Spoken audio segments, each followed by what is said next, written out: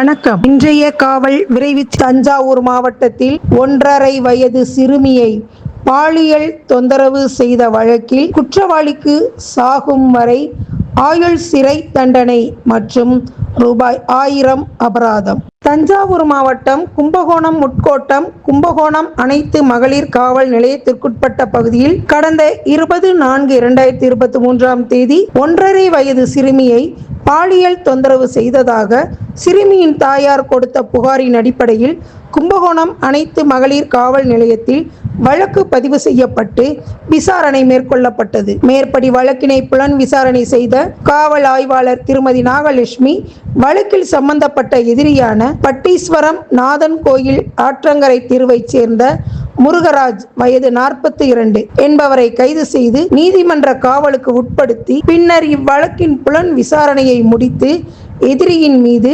26/5/2023 நீதிமன்றத்தில் குற்றப்பத்திரிகை தாக்கல் செய்தார்.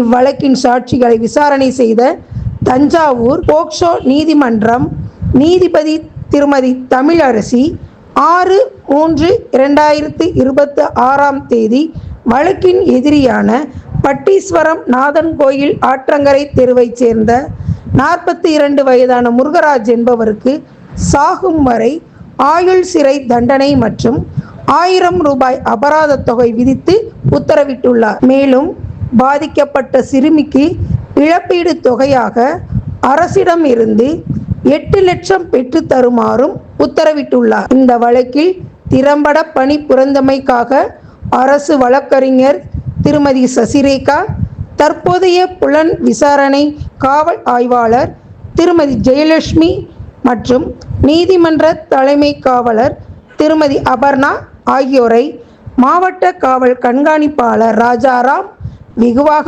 பாராட்டினார்கள். காவல் விரைவு செய்திக்காக தஞ்சையிலிருந்து ராஜேஷ் மற்றும் விமல்ராஜ்.